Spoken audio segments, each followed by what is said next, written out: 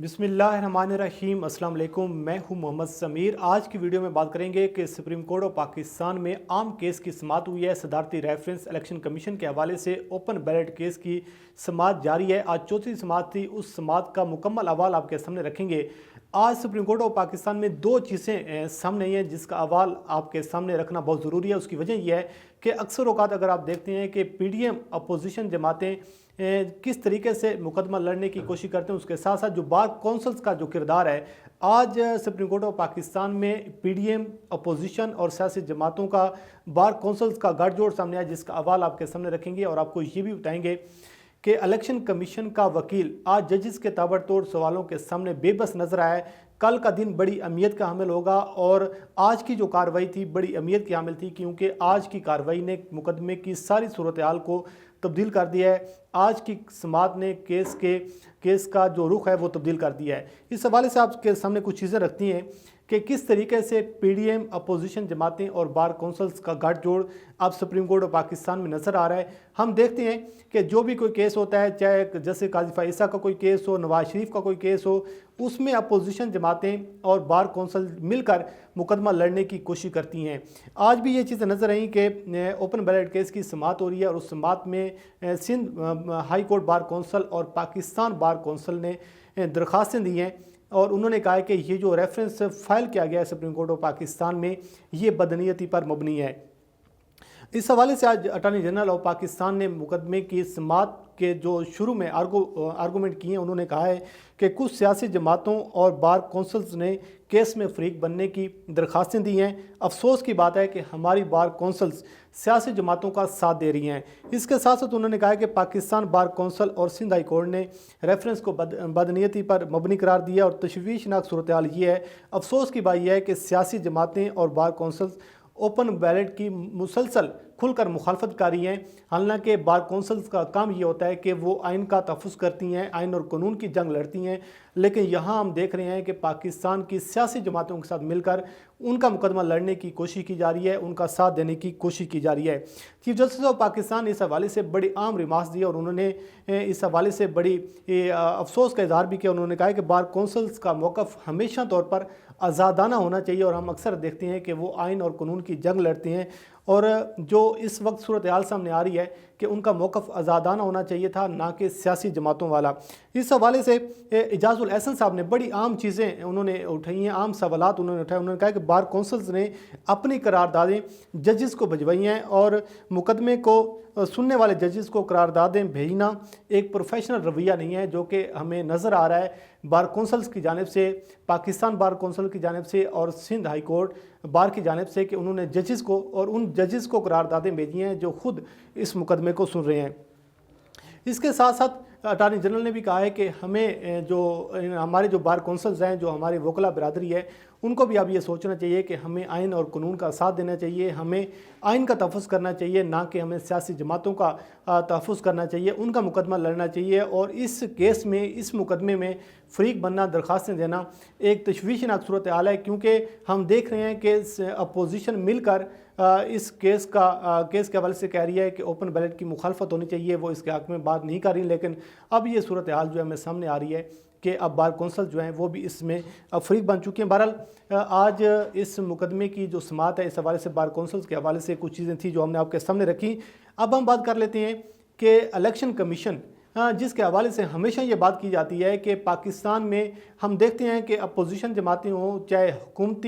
हुकूमत की जमात हो, हमेशा ये बात तो की जाती है कि इलेक्शन शफाफ होने चाहिए। अगर आप पीडीएम को देखें, अपोजिशन जमातों को देखें, तो नारा तो ये लगाया जाता है कि हमारा वोट चोरी किया जाता है, हमारे वोट को तहफ़्फ़ुज़ नहीं दिया जाता। लेकिन इस मामले में अगर आप सूरत हाल को देखें तो आपको अंदाज़ा होगा कि इस वोट के तहफ़्फ़ुज़ के लिए कोई इक़दामात नहीं उठाए जाते। इलेक्शन कमीशन की ये आइनी ज़िम्मेदारी होती है कि आपने इलेक्शन शफाफ तरीके से करवाना है। अगर आपको कहीं से नज़र आता है, कोई शिकायत मिलती है, तो उस पर आपने कार्रवाई करनी है। लेकिन आपके इल्म में है कि हमेशा जब भी इलेक्शन होते हैं, चाहे कौमी असम्बली के इलेक्शन हो, चाहे सूबाई असम्बलियों के इलेक्शन हो, चाहे लोकल गवर्नमेंट के इलेक्शंस हों, हमेशा जीतने वाली जमात खुशियाँ मना रही होती है, जो हारने वाली जमात होती है वो धांधली के इल्ज़ामात लगा रही होती है। उस पर ना तो कोई कार्रवाई की जाती है, ना ही आने वाले इंतखाबात में इस हवाले से कोई इक़दामात उठाए जाते हैं।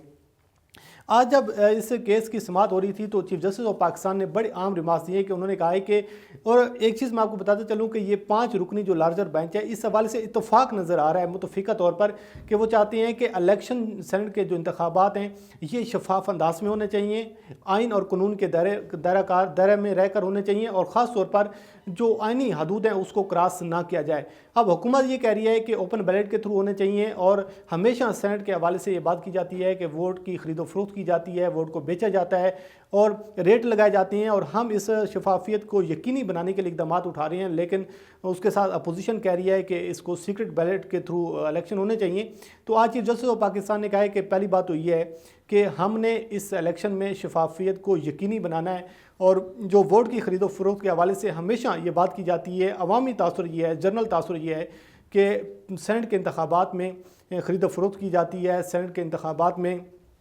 ہارس ٹریڈنگ کی جاتی ہے اور ووٹ کو بیچنے کی کوشش کی جاتی ہے۔ تو اس کا راستہ روکنے کے لیے الیکشن کمیشن کیا اقدامات اٹھا رہا ہے؟ آج اعجاز الاحسن نے بڑی عام بات کی ہے، اور انہوں نے کہا ہے کہ الیکشن کمیشن کی یہ آئینی ذمہ داری ہے کہ الیکشن جو پروسیس ہے، جب الیکشن ہو رہے ہوتے ہیں تو ایک تو انہوں نے اس الیکشن کو یقینی اور شفاف بنانا ہوتا ہے، اس کے ساتھ ساتھ اگر کہیں پر کرپشن ہو رہی ہوتی ہے، اگر کہیں پر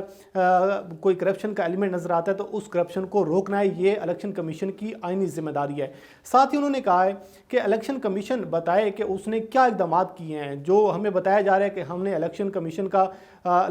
رہا ہے کہ شیڈول ہم نے سینٹ کا جاری کر دیا ہے، تو شیڈول ہمیں نہیں چاہیے، ہمیں یہ بتائیں کہ یہ جو کرپشن کی روک تھام کے لیے کیا سکیم الیکشن کمیشن سامنے لے کر آئے۔ لیکن آج الیکشن کمیشن کا وکیل ججز کے سوالات کے سامنے بے بس نظر آیا ہے، تو اس پر الیکشن کمیشن کے وکیل سے سوال کیے گئے ہیں کہ آپ بتائیں کہ الیکشن کمیشن نے انتخابی عمل سے کرپشن روکنے کے لیے کیا سکیم بنائی ہے، وہ ساری صورتحال ہمارے سامنے رکھی جائے۔ اور اعجاز الاحسن نے کہا ہے کہ الیکشن کمیشن جو ہے، بات کی جاتی ہے سیکرٹ بیلٹ کی، سیکرٹ ووٹ کی، تو سیکرٹ ووٹ کا جو اطلاق ہے وہ اس وقت تک ہوتا ہے جب آپ ووٹ کاسٹ کر رہے ہوتے ہیں، اس وقت تک آپ کا اطلاق ہوتا ہے کہ آپ نے اپنے ووٹ کو سیکرٹ رکھنا ہے۔ لیکن جب ووٹ ڈل جاتا ہے تو اس کے بعد اگر کہیں سے کوئی شکایت سامنے آتی ہے، کہیں سے کوئی اعتراضات سامنے آتی ہیں، تو یہ الیکشن کمیشن کی پاور ہے، الیکشن کمیشن کی یہ آئینی ذمہ داری ہے کہ الیکشن کمیشن نے اس کی تحقیقات کرنی ہے، الیکشن کمیشن نے اس کی جانچ پڑتال کرنی ہے۔ اور پچھلے انتخابات میں بہت سارے اعتراضات سامنے آئے لیکن الیکشن کمیشن نے کچھ نہیں کیا۔ عمر اتحاد بندیال صاحب نے یہ نقطہ اٹھایا ہے کہ ویڈیو سکینڈل سامنے آیا، اس پر آپ نے کیا کارروائی کی، جس میں ایک ووٹ جو پیسے لینے کے حوالے سے ویڈیو سامنے آئی ہے سینٹ کے انتخابات میں، اس پر کوئی کارروائی سامنے نہیں آئی۔ تو اعجاز الاحسن نے کہا ہے کہ پچھلے 40 سالوں میں الیکشن کمیشن بتائے کہ اس نے کسی سینیٹر کے خلاف تحقیقات کی ہیں، اس کو کتنے سینیٹر نائل ہوئے ہیں، ہر الیکشن کے حوالے سے یہ بات سامنے آتی ہے، ہر الیکشن کے حوالے سے الزامات سامنے آتے ہیں، اعتراضات سامنے آتی ہیں، ووٹ کو بیچا جاتا ہے، ووٹ کی خرید و فروخت ہوتی ہے۔ لیکن پچھلے 40 سالوں میں بتایا جائے کہ کتنے سینیٹرز کو نائل کیا گیا، کتنے کے خلاف کارروائی کی گئی۔ تو اس پر الیکشن کمیشن کے وکیل نے کہا کہ میرے پاس ڈیٹا موجود نہیں ہے، ڈیٹا منگوانا پڑے گا، چیزیں دیکھنا پڑیں گی، لیکن اس وقت تک میں نہیں بتا سکتا کہ کتنے لوگوں کے خلاف کارروائی ہوئی ہے۔ اور یہ چیزیں آپ کے بھی سامنے ہیں کہ اگر کوئی کارروائی ہوتی تو وہ یقیناً میڈیا پر آتی، لیکن کارروائی کسی قسم کی نہیں ہوتی۔ اس پر الیکشن کمیشن کے جو وکیل ہیں انہوں نے کہا ہے کہ جو آئین کا آرٹیکل ہے 226 وہ آئین کو ووٹ کو تحفظ دیتا ہے کہ جب ووٹ ڈال جاتا ہے تو اس کے بعد ہم اس کو اوپن نہیں کر سکتے، اس کو ہم کسی کے ساتھ ڈسکس نہیں کر سکتے۔ تو اعجاز الاحسن نے کہا کہ یہ آپ کی ذمہ داری نہیں ہے، ذمہ داری آپ کی یہ ہے کہ آپ نے